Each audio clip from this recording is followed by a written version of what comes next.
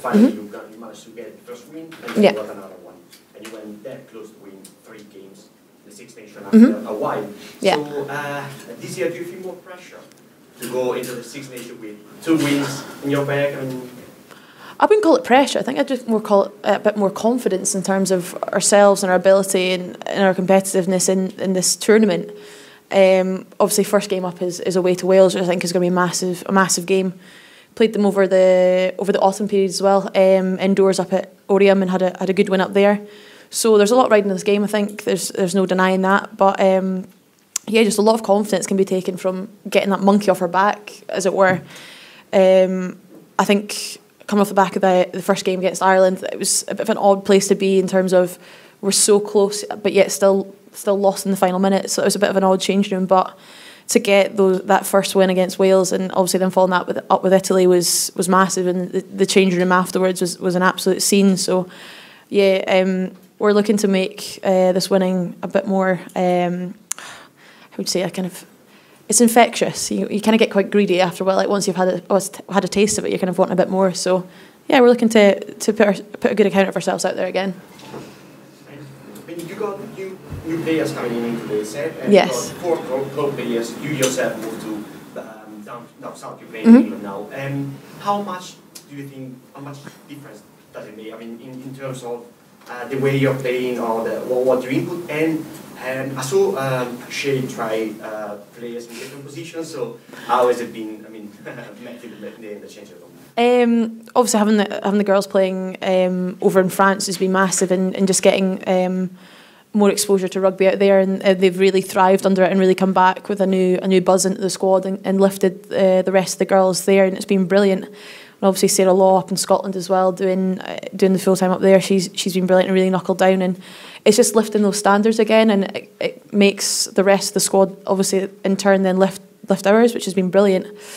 Obviously Shade's been trying different combinations, wanting to get his best players on the pitch, in whatever way that may be, and it just shows the versatility that we have within the squad, that we have players who are able and willing to step into different positions and out of their comfort zone, and still really thrive at the international level. So it's been an interesting and exciting pre-season, so we're kind of seeing how it's going to build now. How disappointing was the cancellation of the game last weekend? I wouldn't say it was disappointing. It was just one of those things. I think, we live in Scotland, it's not exactly the greatest for weather, but we'd had a really strong training block working into the Spain game, and it's just one of those things that went out before the match and it looked fine, and then just basically in 20 minutes everything kind of turned for the worst. But we got what we could out of the camp, and we're still going into Wales still in a very, very good place. But it was a little bit frustrating, obviously. Just everyone was buzzing and really looking forward to getting out there and playing a good match against Spain again. But like I say, it's just one of those things. We're Scottish, you kind of have to deal with a bit of rubbish weather. Yeah, I think so. Like I said, we had a really good training block. We were in camp from Thursday to Sunday, so we had a good 3 days worth of training. And we've had games in the lead up to that, obviously with Wales, Spain, and playing down at Harlequins as well. It has really left us in good stead. Girls have got, I think a couple of girls have got club games coming up this weekend, so there's still plenty of rugby to be played before we go to Wales on Tuesday. So I think we're feeling in a very good place right now, and we're just excited to see what's going to happen come minute 1 next week. Who do you see as favourites going into this tournament? Favourite in terms of winning? Well, you've got to obviously look towards your England. France is obviously they performed very well in the World Cup, and they've got that pedigree going through it. Obviously, having them at home this year is going to be huge for us, and it gives us home advantage through up at Scotstoun as well. You'd say it's probably one of those two, but then again, the Six Nations, it can be so unpredictable. Any team can beat anyone on their day, so it's looking to be an exciting tournament again. So I think, to be honest, retracting what I probably said, it could probably be a number of teams winning it. But is there any player in the Six Nations that you're most excited about seeing? Most excited about seeing? There's probably a couple of players from around and about lots of the squads. Obviously, you've got Romain for France. She's been tearing it up in the league over in Lille, and had an absolute breakthrough season last season. She's an exciting player to play against. You'd probably say, I'm trying to think who else is there in terms of England have got a number of players obviously playing down there now, playing alongside Katie. She's a fantastic player, and you could learn a lot from her. I think she's really good to play, probably obviously alongside, but play against as well. Just kind of see how she controls the game, and obviously from the position I play in terms of either standoff or centre, it's really interesting to see how she controls and dictates a game. So probably remaining Katie.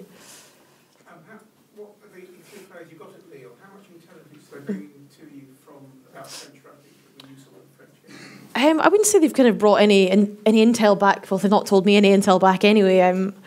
But they've just kind of brought a different kind of vibe and a different sort of intensity to training.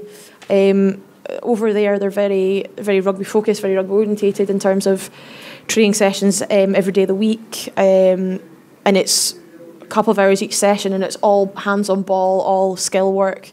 So them coming back with that has been massive, and it kind of opens our eyes in terms of how other nations are training, how other clubs are training, and it just changes up how we then approach our training as well, to kind of to just keep on top of the ever-changing game that rugby is. Yes, a lot of your players are now associated with Beatty Academy. Yes. How beneficial has that been towards the national game, and how beneficial will it continue to be?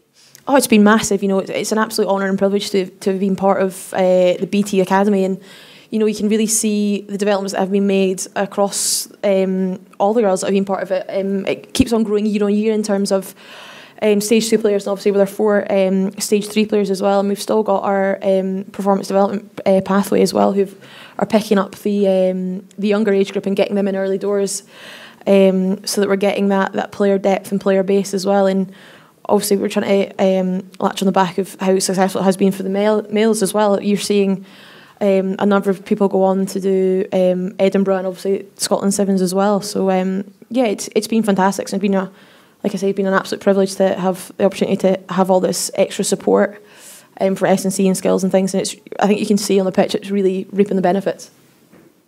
Okay, great stuff. Thank you, Lisa. Thank you. Carrie's in next.